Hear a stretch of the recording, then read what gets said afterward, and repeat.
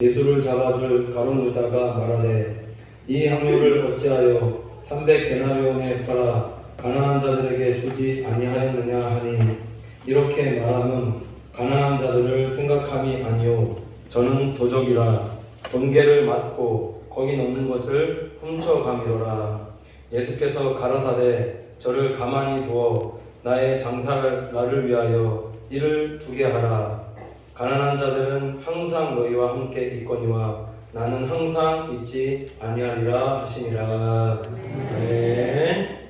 손바닥에 찬양 드리겠습니다.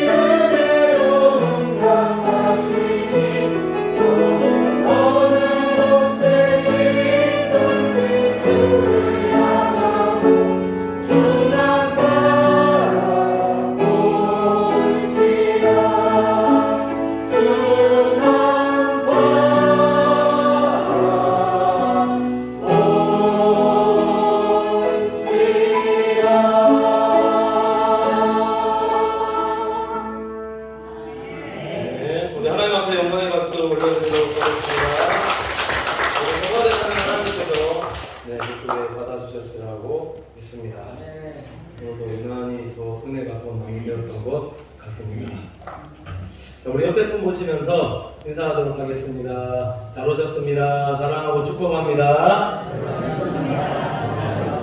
잘 될 것입니다. 한번 더 인사드립니다. 네. 따라하는 대로 다 하시니까 감사합니다. 오늘 말씀의 제목이 마리아처럼 행하는 성도라는 제목으로 말씀 전하도록 하겠습니다.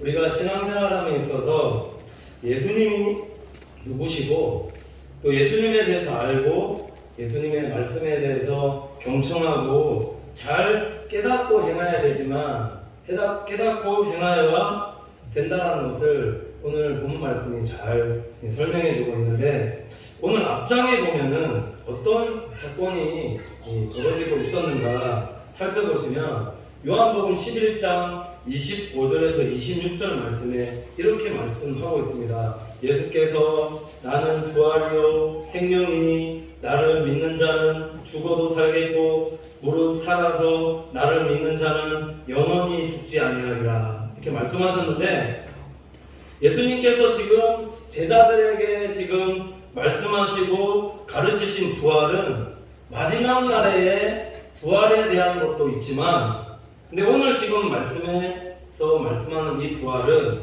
이 현재적인 부활에 대해서 예수님께서 말씀하고 계시다는 겁니다.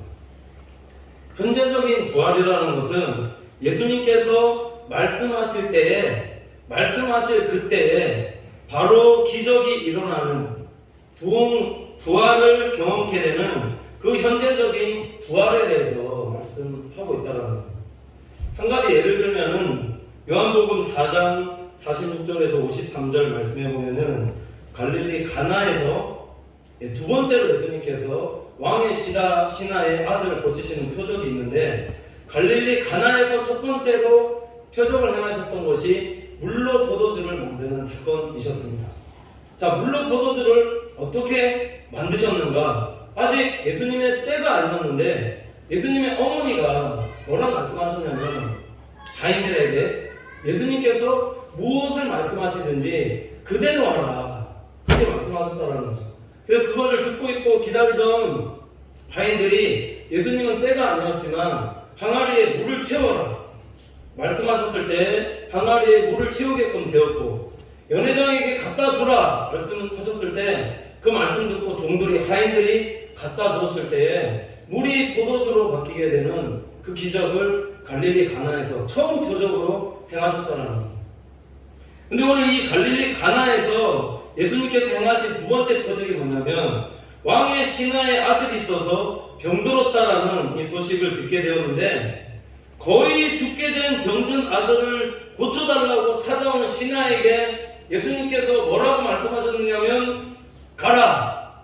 내 아들이 살았다!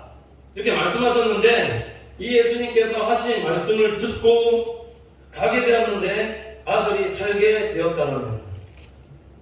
가는 도중에 자기 집에서 온 종들을 만나게끔 되었는데, 그 낫기 시작한 때를 물으니까 예수님께서 가라! 네 아들이 살았다 하신 말씀하신 때가 바로 그때인 것을 깨닫고, 그래서 그 온 집이 다 믿었다라는 말씀이 나온다는 겁니다. 자, 이게 어떤 의미냐면은 예수님께서 말씀하신 것을 믿으면 살게 된다라는 것, 부활하게 된다라는 것을 의미하고 있다라는 겁니다. 다르게 말씀을 드리면, 현재적인 부활에 대해서 예수님은 공생에 시작하셨을 때부터 계속 지금 말씀을 통해서 우리에게 말씀하고 계시다라는 겁니다. 요한복음 2장 22절에 이렇게 말씀하고 있는데, 죽은 자 가운데서 살아나신 후에야 제자들이 말씀하신 것을 기억하고 성경과 및 예수의 하신 말씀을 믿었더라라고 말씀하고 있더라고요. 예수님께서 부활하신 사건을 보고 난 이후에 예수님께서 하신 말씀이, 그리고 성경이 깨달아지고 믿게끔 그렇게 되어졌다. 부활 전과 부활 후가 다르다라는 것. 부활 전에는 못 깨닫고 있다가 부활 후에 깨닫게끔 되어졌다라는 겁니다.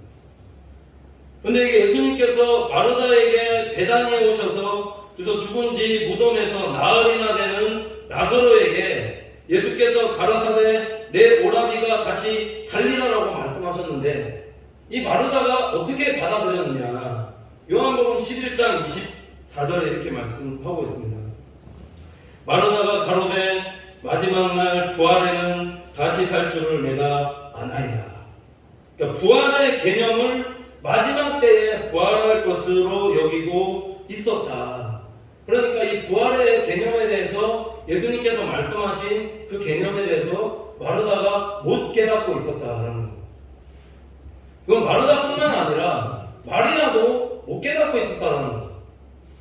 그것을 설명하는 말씀이 요한복음 11장 32절에 이렇게 말씀하고 있는데, 마리아가 예수 계신 곳에 와서 보이고 그 발 앞에 엎드려 가로되 주께서 여기 계셨다면 내 오라비가 죽지 아니하였겠나이다 라고 이렇게 말하고 난 다음에 울었다라고 나옵니다. 울었다라고 나오는데 예수님께서 이들의 신앙을 보면서 예수님께서 보이신 반응이 무엇이었느냐, 요한복음 11장 33절에 이렇게 말씀하고 있는데 예수께서 그의 우는 것과 또 함께 온 유대인들의 우는 것을 보시고 심령의 통분이 여기시고 민망히 여기셨다 이렇게 말씀하고 있다는 거예요. 그러니까 왜 통분이 여기고 민망히 여기셨느냐, 이 부활의 개념에 대해서 전혀 깨닫지 못하고 있는 이 마르다와 마리아와 그리고 울고 있는 유대인들에 대해서 안타깝게 예수님께서 생각하고 계셨다라는 거예요. 그래서 이들에게 예수님께서 찾아오셔서 무엇을 보여주셨는가, 무덤 속에 이미 나흘된 나사로에게, 사흘도 아닙니다, 나흘된 나사로에게 뭐라고 얘기하셨냐면 찾아오셔서 큰 소리로 나사로야 나오너라 라고 부르시니까 나사로가 나왔다라는 거죠. 요한복음 11장 44절에 이렇게 말씀하고 있는데 죽은 자가 수족을 배로 동인 채로 나오는데 그 얼굴은 수건에 쌓였더라. 예수께서 가라사대 풀어놓아 다니게 하라 하시니라 이렇게 말씀하고 있는데 오늘 본문 말씀의 배경이 지금 이 배경에서 시작되고 있다는 겁니다. 예수님께서 부활에 대한 개념에 대해서 제자들과 또 유대인들과 주변에 있는 사람들에게 설명하시고 난 이후에 그 다음에 이런 배경에 하에서 지금 향유컵을 마리아가 깨뜨렸다라고 지금 말씀하고 있다는 겁니다. 왜 지금 이런 배경 하에서 마리아에 대한 이 말씀이 나오느냐라는 이제 이유가 있겠죠. 뒤에 말씀드릴 건데, 그래서 오늘 본문 요한복음 12장 1절에서 2절 말씀 읽어보면 이렇습니다. 6월절 엿새 전에 예수께서 베다니에 이르시니 이곳은 예수께서 죽은 자 가운데서 살리신 나사로에 있는 곳이라. 거기서 예수를 위하여 잔치할 새에 마르다는 이를 보고 나사로는 예수와 함께 안들 자든 자들 중에 있더라 이렇게 말씀하고 있습니다. 잔치를 하고 있는데 잔치를 하고 있던 배경이 언제였느냐, 저녁이었습니다. 오늘로 찾으면 저녁이고 마르다는 여전히 시중 들고 있었고 그 다음에 예수와 함께 앉은 나사로도 함께 있었다 그렇게 말씀하고 있다는 거죠. 근데 마리아의 입장에서 본다면 마지막 날에 부활할 것이라고 믿고 있던 마리아 앞에 지금 죽은 자 가운데서 다시 살리신 오라비 나사로를 보았다면 이 마리아가 어떤 생각이 들었겠느냐라는 거예요. 그 전까지 부활에 대한 생각을 마지막 날에 부활할 것이라고 이렇게 생각하고 있었는데 예수님께서 말씀하신 대로 나사로야 나오거나 말씀하셨을 때 나사로가 죽은 자 가운데서 일어나서 살아나왔고 그 다음에 오늘 12장에 들어와서 보면은 나사로가 지금 살아있는 채 예수님과 함께 식사를 하고 있었는데 그 모습을 보면서 마리아의 생각이 어떻게 변화되었겠느냐라는, 부활관이 신앙관이 바뀌어지게끔 되어지지 않았겠느냐. 마지막 날에 부활한다는 그 생각이 이제 예수님께서 말씀하시면 현재적인 부활로 이게 되어질 수 있는 것이구나 그렇게 깨닫지 않았겠느냐.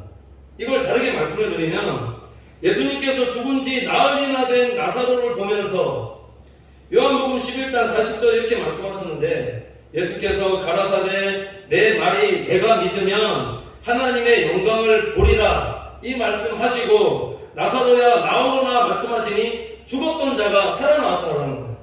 그리고 지금 그 증거로 부활한 자신의 오라비 나사로를 보고 있다는 거죠. 그러면 부활에 대해서 더 이 마리아가 확신이 들지 않았겠느냐. 예수님께서 말씀하신 대로 말씀하시면 부활하게 된다는 것을 더 확신하지 않았겠느냐.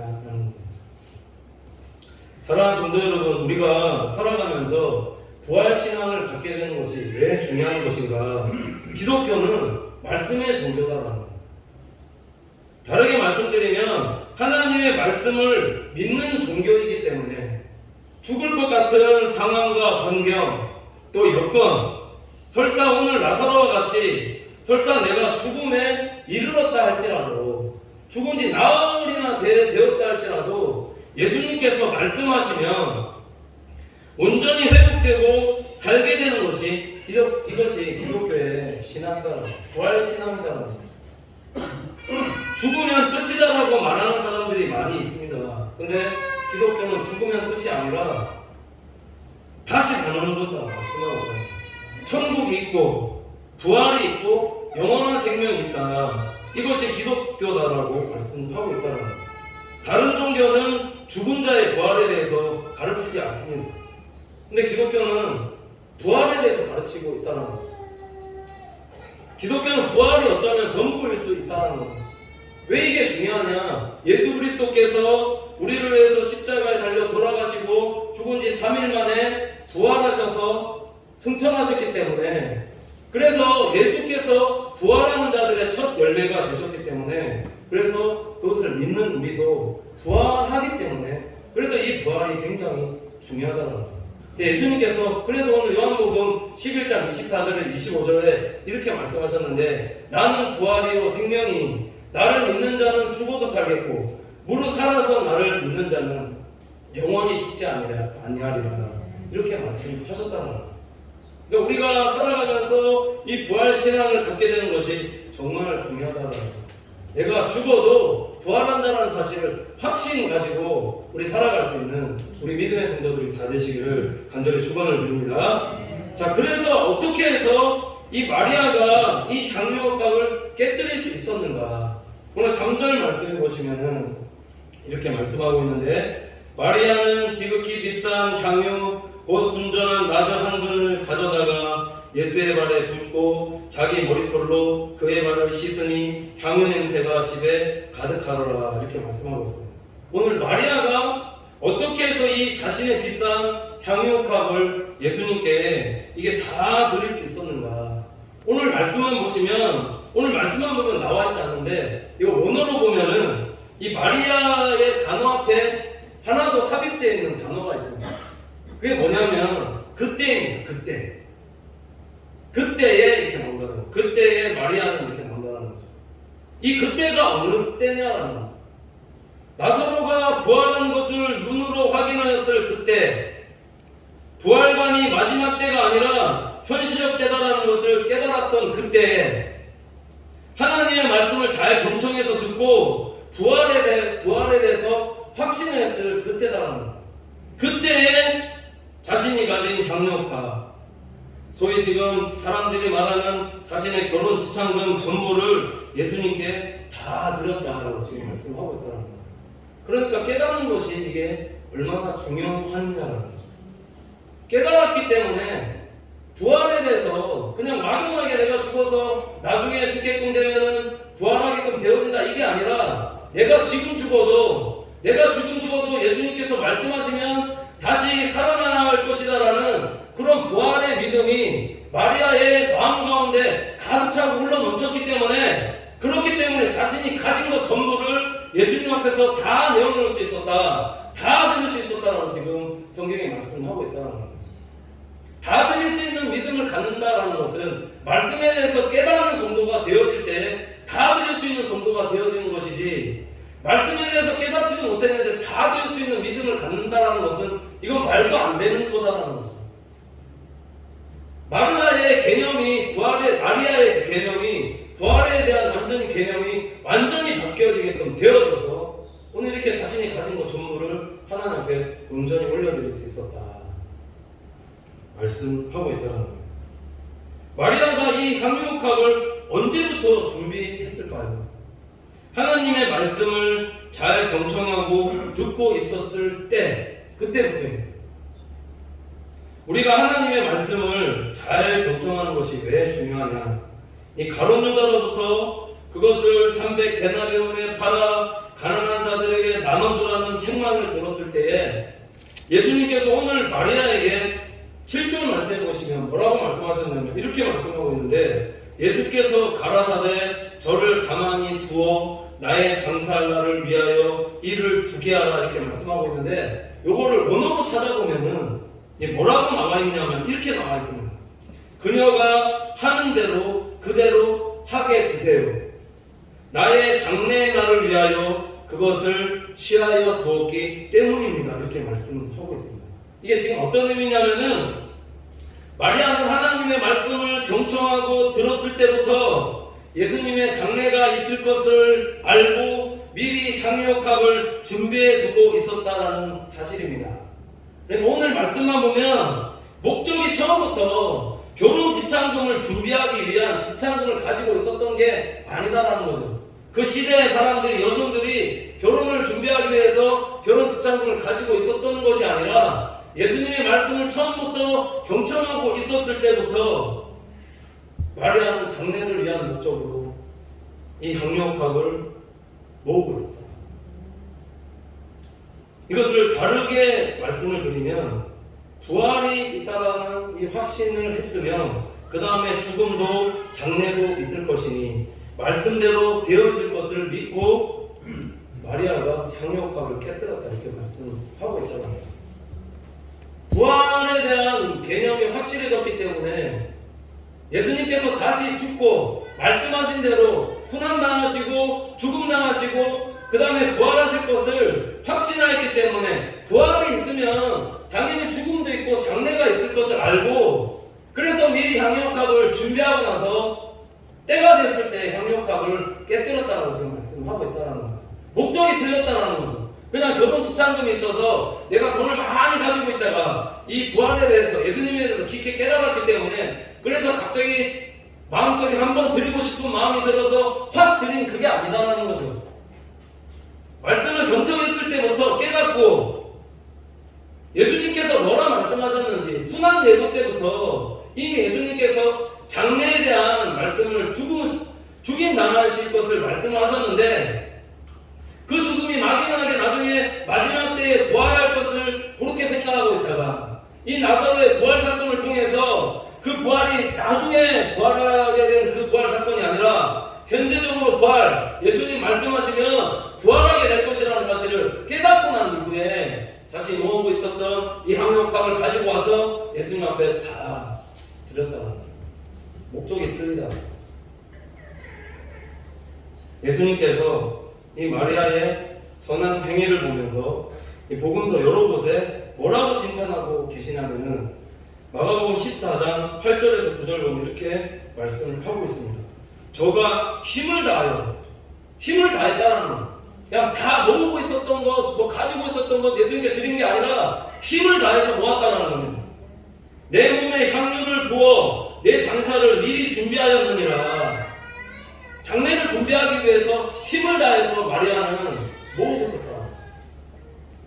내가 진실로 너희에게 이르노니 온 천하에 어디서든지 복음이 전파되는 곳에는 이 여자의 행한 일도 말하여 저를 기념하리라 하시니라.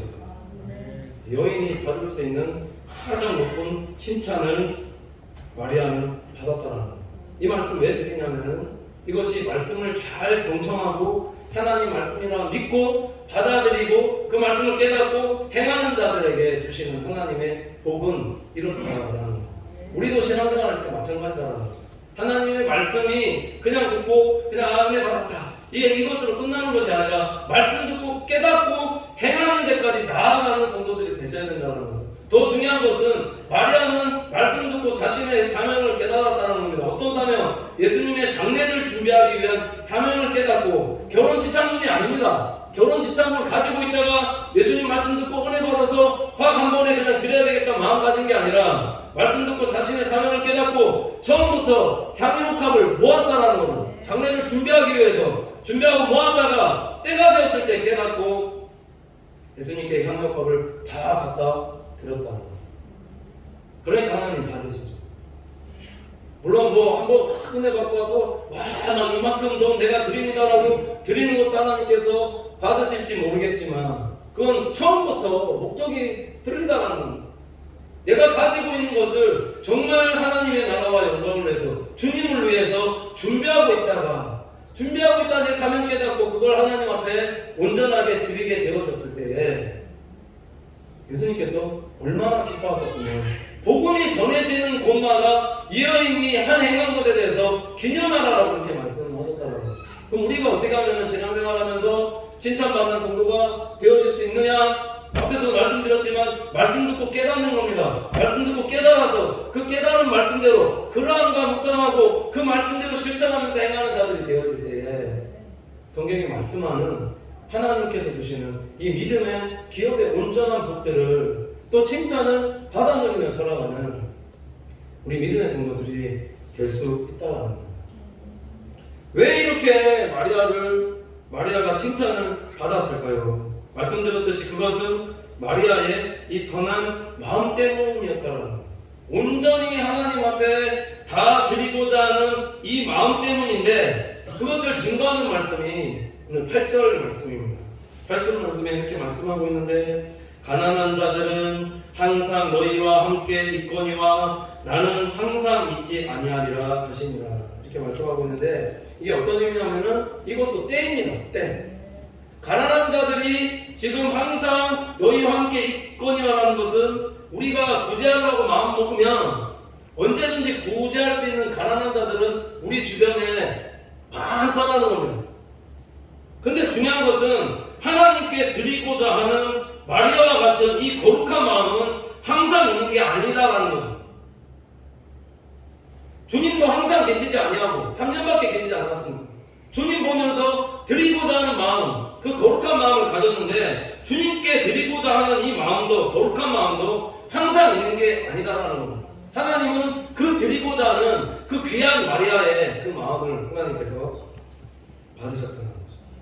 항상 우리는 그래서 항상 하나님께 먼저 드리는 자가 되셔야 된다는 거예요. 이걸 다르게 말씀드리면 드릴 수 있을 때에 내가 최선을 다해서 힘을 다해서 그때 하나님 앞에 드릴 수 있는 성도가 되어질 때에 하나님께서 그 예물을 그 드려진 것을 받으시고 칭찬하시고 하나님 기뻐하신다라는 겁니다.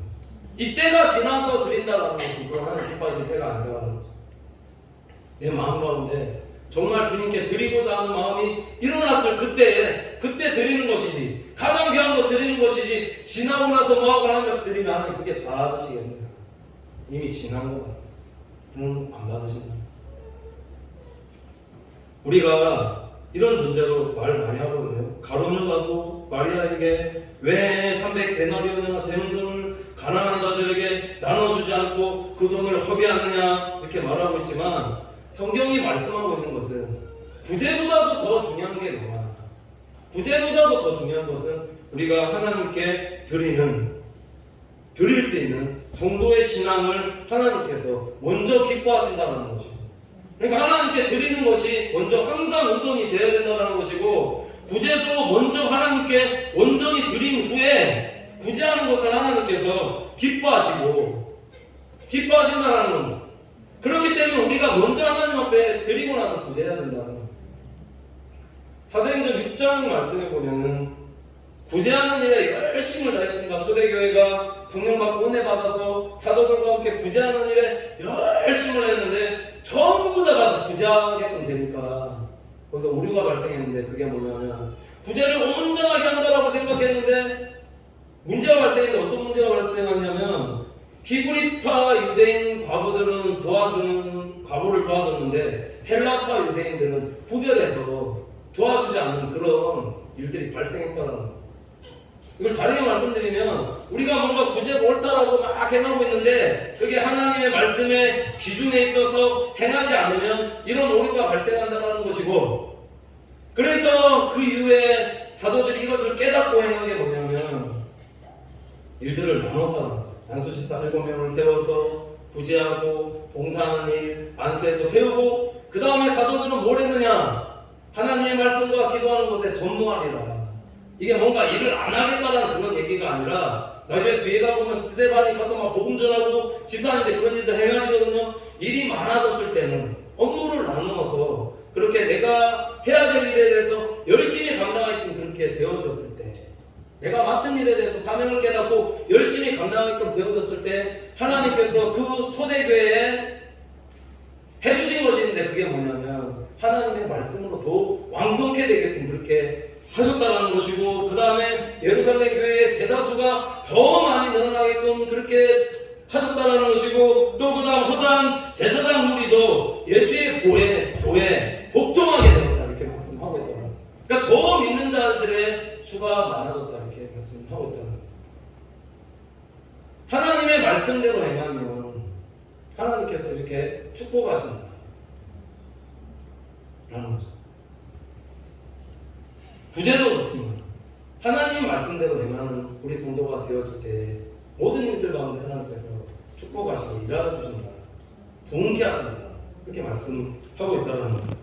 그래서 오늘 5절 6절 말씀해 보시면 이 향유를 어찌하여 300데나리온에 팔아 가난한 자들에게 주지 아니하였느냐 하니, 이렇게 말하면 가난한 자들을 생각함이 아니요 저는 도적이라 돈계를 맞고 거기 넣는 것을 훔쳐가미로라 이렇게 말씀하고 있는데, 가룟 유다의 지금 말대로 가난한 자들에게 주지 아니하였느냐 이렇게 말씀하는 것은 왜 가난한 자들을 먼저 구제하지 아니하였느냐, 책망의 말인데, 예수님께서 이렇게 이 가룟 유다의 말에 뭐라고 말씀하셨냐면은 저것은 가난한 자들을 생각함이 아니요 저는 도적이라 이렇게 말씀하셨다는 거예요. 다르게 말씀을 드리면 항상 먼저 하나님께 드리는 성도들이 되셔야 된다는 거예요.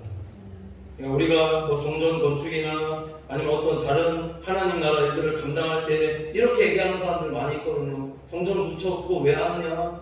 성전 붙여보고 왜 하느냐? 하나님께 드림보다 그거 하는 것보다 차라리 그 돈을 가지고 선교사들이나 차라리 많은 교회들, 어려운 교회들, 몇몇 교회들 돕는 것이 더 낫지 아니하냐? 구제하는 것이 훨씬 더 낫지 아니하냐? 아니다라는 거죠. 그게 아니다라는 거죠.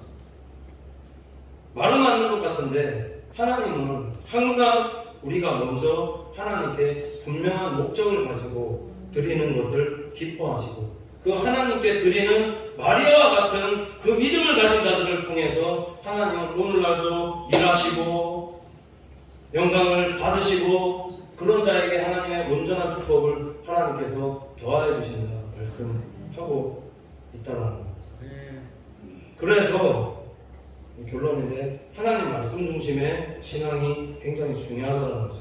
하나님 말씀을 주일날 나오셨을 때 잘 경청해서 듣고, 또 우리도 반드시 부활하는데 마지막 날 때 반드시 부활하는 건 기정사실이지만 현재적 부활에 대해서 더 깨닫고 믿음으로 확신하는 성도들이 되어야지만 하나님 앞에 이렇게 마리아와 같이 온전히 다 드릴 수 있는 성도들이 될 수 있다는 거죠. 현재적 부활이라는 것은 회복 불능한 상태에서 회복했게끔 하나님께서 만들어주시고 전화 위복의 은혜를 주시고 위기를 바꿔서 기회를 만들어주시는 말씀이 하나님의 말씀 가운데 다 있다라는 겁니다. 그러니 죽은 자 가운데서도 나흘이 되는데도 불구하고 하나님 말씀하시니 나사로가 죽은 자 가운데 살아났듯이 우리도 하나님 말씀을 믿는 자들이 되었을 때 하나님께 온전히 다 드릴 수 있는, 그래서 하나님 앞에 칭찬받는 우리 믿음의 성도들이 될 수 있다는 사실을 기억하면서 오늘도 하나님 말씀대로 행하는 믿음 더하여 주시옵소서, 마리아와 같이 행할 수 있는 은혜 더하여 주시옵소서 이렇게 기도하며 믿음대로 깨닫고 행하며 살아가는 우리 믿음의 성도들 다 되시기를 간절히 축원을 드립니다. 기도하겠습니다. 하나님 감사합니다.